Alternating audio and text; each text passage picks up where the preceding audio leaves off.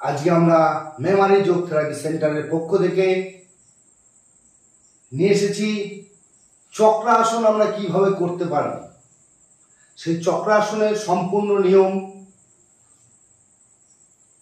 কিভাবে করলে আমাদের চক্রাসনটি ভালো হবে এবং কিভাবে করলে আমরা চক্রাসনে নাম্বারটা বৃদ্ধি করতে পারবো। বিভিন্ন কম্পিটিশনে, বিভিন্ন প্রতিযোগিতামূলক জায়গায় গিয়ে আমাদের টেকনিক যদি ঠিক না থাকে তখন আমরা কোনোভাবেই নাম্বার পাবো না। তাই আমার সকল যোগপ্রেমী বন্ধুদের আমাদের মেমারি যোগ থেরাপি সেন্টারের পক্ষ থেকে শুভেচ্ছা ও আমার ভালোবাসা জানাই এবং গুরুজনদের আমার প্রণাম জানিয়ে আমরা শুরু করতে চলেছি চক্রাসনের পদ্ধতি বা চক্রাসনের নিয়ম। আমরা কিভাবে করলে আমাদের ব্যায়ামটিকে আমরা সঠিকভাবে প্রদর্শন করতে পারবো, ঠিক তার জন্যই বা প্রতিযোগিতামূলক জায়গায় গিয়ে আমরা সাফল্য অর্জন করতে পারবো। তার জন্যই আমরা আজকে চক্রাসনের নিয়ম কিভাবে করতে হয় সমস্তটা একদম পুরো পুঙ্খানুপুঙ্খভাবে আপনাদের সামনে শুরু করতে চলেছি। চক্রাসন কিভাবে আমরা করব, চক্রাসনের কোন কোন দিকগুলো আমাদের খেয়াল রাখতে হবে, তাহলে আমরা সেইভাবে কম্পিটিশনে বা বিভিন্ন জায়গায় গিয়ে আমরা আমাদের ব্যায়ামটাকে প্রদর্শন করতে পারবো বা সঠিকভাবে সঠিক নাম্বারটা আমরা পাবো।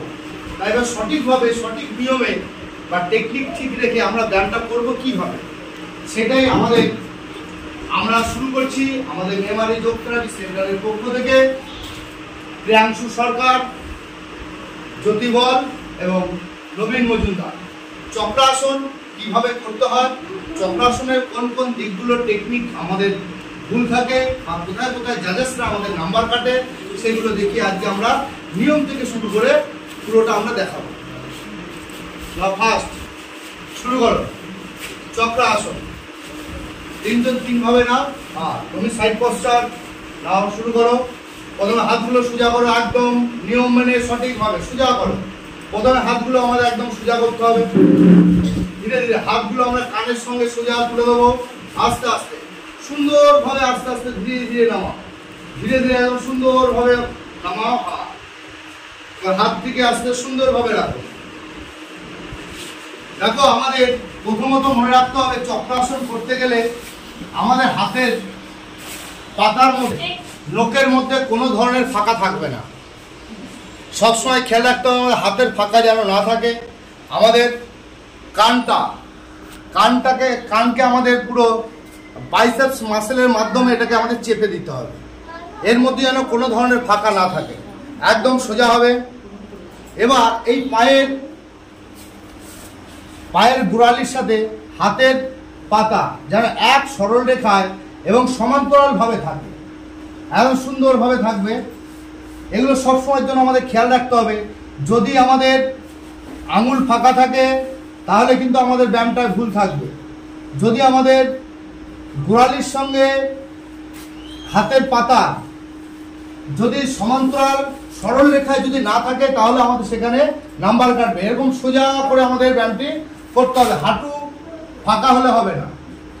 এইগুলো দেখে আমাদের সমস্তভাবে ব্যায়ামগুলো করতে হবে। দেখুন, যখন আমরা শ্বাস নেব, ব্যায়ামটা করার সময় দম ভরে শ্বাস নিয়ে নেবো, নিয়ে তারপরে সুন্দরভাবে তুলবো। পাটাকে তোলো সুন্দরভাবে, কোমরটা তোলো, সুন্দরভাবে তোলো।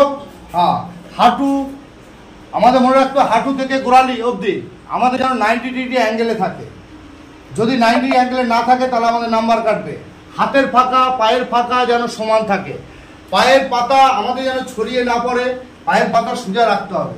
এইভাবে সুন্দরভাবে আমাদের আসনটিকে সম্পন্ন করতে হবে। এবার মনে রাখতে হবে, আমরা যেভাবে ব্যায়ামটি ধরবো ঠিক সেইভাবে ধীরে ধীরে আস্তে আস্তে ছাড়বো। এবার ছেড়ে দাও, আস্তে আস্তে ওঠো, ধীরে ধীরে সুন্দরভাবে।